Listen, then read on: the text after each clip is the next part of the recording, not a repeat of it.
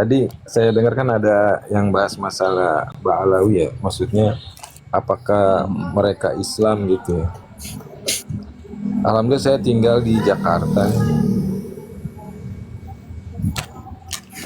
Banyakan memang di Jakarta itu lebih banyak muhibin ya dibanding yang Betul. lain gitu. Jabodetabek. Nah, iya Jabodetabek itu. Jadi tuh teman-teman saya tuh mayoritas muhibin. Mungkin saya juga mantan muhibin juga. Ya. Kadang saya masih berteman sama teman-teman muhibin gitu. Tapi saya diam masalah asap karena nggak enak ya, mereka kan lebih banyak. Ya, ya. Kalau pendapat saya sih masalah Ba'alawi, apakah mereka Islam? Kalau menurut saya sih mereka Islam ya. Karena kan mereka kan syahadat sama, sholat sama, nabinya juga sama. Cuman beda masalah di guru atau yang lain-lainnya gitu ya. Kalau menurut saya seperti itu pengalaman saya, karena saya juga pernah ikut gabung majelis-majelis mereka gitu kan. Dan saya merasakan sendiri apa ya, sirnya lah gitu, sir dari majelis-majelis mereka gitu Pak. Saya juga pernah ziarah-ziarah kan baik gitu. Dan saya merasakan Sirnya sendiri apa? sih, Sirnya apa? maksudnya terasa Iya, barokahnya, iya, apa sirnya itu apa? terasa barokahnya ketika kita tawasul, kita ziarah gitu. Iya, saya tahu. Yang dirasakan itu apa? Kan sampean bicara sir barokah barusan. Apa? Iya. Maksudnya ketenangan di hati gitu. Tersentuh juga gitu. Itu bukan sir, Pak. Kalau itu, Pak. Itu bukan sir, Pak. Bukan sir Apa itu, Gus? Itu bukan sir. Ser. Itu perasaan sampean aja itu, karena sampean sedang berkumpul dengan mereka. Oh gitu Gus. Iya, sampean tahu yang namanya barokah itu apa sih? Ziyadatul khair. Nah, ziyadatul khair kan. Iya. Sekarang bertambahnya kebaikan dalam diri sampean ketika bergabung dengan Ba'alawi sehingga sampean mengatakan dapat barokah, itu apa bentuknya?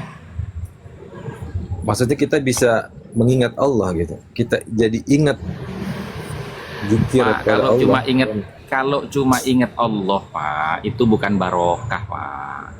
Itu bukan barokah karena Ba'alawi, Pak, gitu loh. Oh gitu. Ibu aja, Pak, kalau kaget ngelihat ular, Pak, Allahu Akbar begitu, Pak. Gitu loh. Masa itu barokahnya ular? Ya kan enggak, Pak, gitu loh. Yang namanya barokah itu, ziyadatul khair itu begini. Yang tadinya sampean tidak tahu apa-apa, akhirnya sampean tahu rahasia-rahasianya Allah Subhanahu wa taala yang ada di alam dunia ini. Iya. Itu. Yang tadinya sampean itu sulit memahami agama, mempelajari ilmu. Oh, sampean akhirnya mudah untuk memahami ilmu. Itu namanya ziyadatul khair. Kalau cuma ketenangan batin, mohon maaf ya Pak ya, ada loh Pak orang itu. Dia itu apa namanya, hanya mendengarkan lagu yang dia sukai, tenang hatinya, ada Pak. Ada. Ada juga begini Pak, orang ketika berkumpul dengan orang yang dia cintai dan dia sayangi, tenang hatinya, ada Pak. Gitu. Jadi nggak ada ketenangan hati itu di situ tuh, nggak ada Pak. Nggak ada, itu salah pemaknaan jenengan itu. Coba deh ditelusuri lagi deh. Telusuri lagi. Nah, kemudian kalau dalam istilah spiritualisme, sugesti, Pak. Sugesti. Karena Anda waktu itu menganggap dia sebagai turiahnya Nabi, ya kan? Nah, sehingga sugesti Anda berjalan di situ. Gitu loh.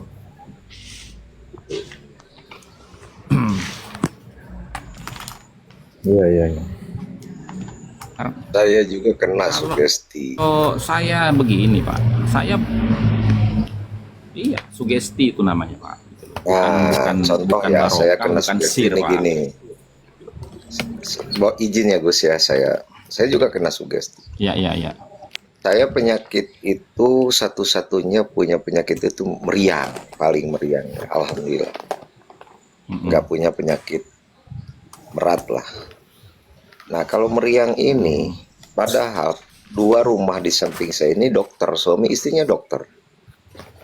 Tapi saya suka berobat itu ke mantri, namanya Mantri Wawan, dan itu jaraknya juga jauh, harus pakai kendaraan lah kan. Karena saya sugestinya ke sana, setiap di sana, kadang-kadang di jalan aja udah sembuh gitu loh. Nah itu sugesti itu. Makanya kan gini, ada yang berkaitan dengan sugesti itu, inni inda dhanni abdi bi. Saya itu mengikuti persangkaan hambaku kepadaku. Makanya kita harus selalu berprasangka baik kepada Allah Subhanahu wa taala supaya sangkaan kita atau sugesti kita itu menjadi kenyataan gitu loh. Gitu.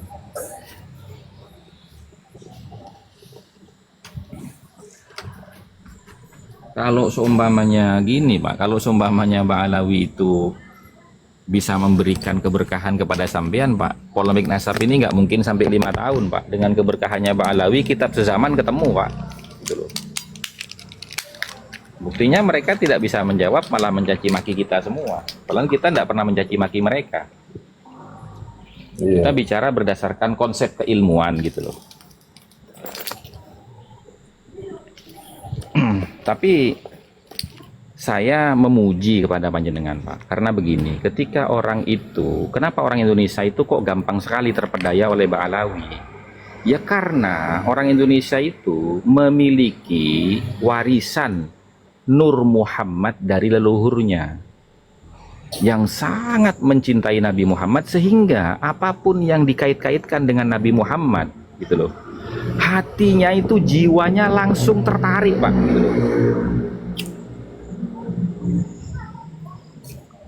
Ya termasuk panjenengan itu.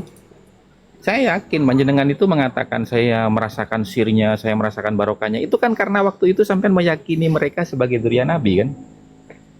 Iya. Iya. Nah itu sebetulnya kelebihan sampean, karena sampean punya warisan Nur Muhammad dari leluhur sampean. Gitu. Nah sekarang coba perdalam Nur Muhammad itu dengan memperbanyak membaca sholawat kepada baginda Nabi. Bukan karena siapapun, tapi karena kecintaan sampean kepada baginda Nabi. Jangan mengait-ngaitkan dengan makhluk yang lain, gitu loh. Coba dah. Nanti kan beda. Alhamdulillah sih. Saya kan apa sih, sebelum ke Mbak Alawi itu saya udah belajar Toriko ya. Saya sama Toriko saya ke TKN Suryalaya. Iya, nggak.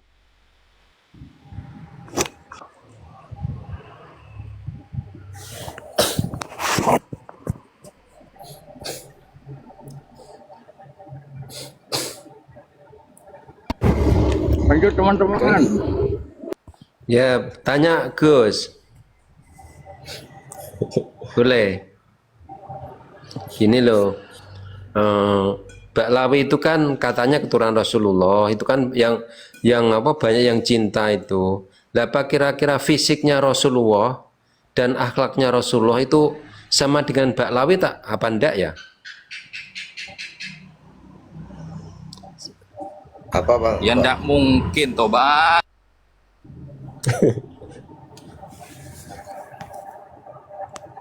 Ya kan coba dibacakan hadis tentang ciri-ciri Rasulullah gitu. Saya kan bisa memperbandingkan nanti antara ciri-ciri hadis Rasulullah dengan Mbak Lawi gitu.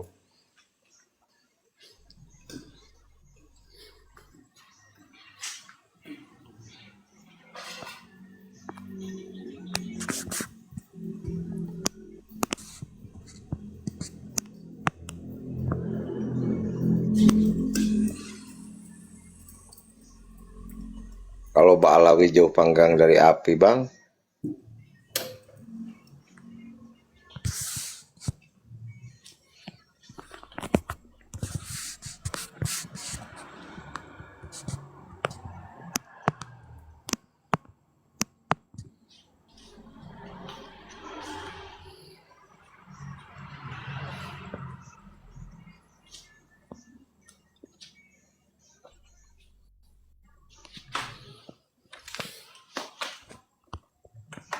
Aduh.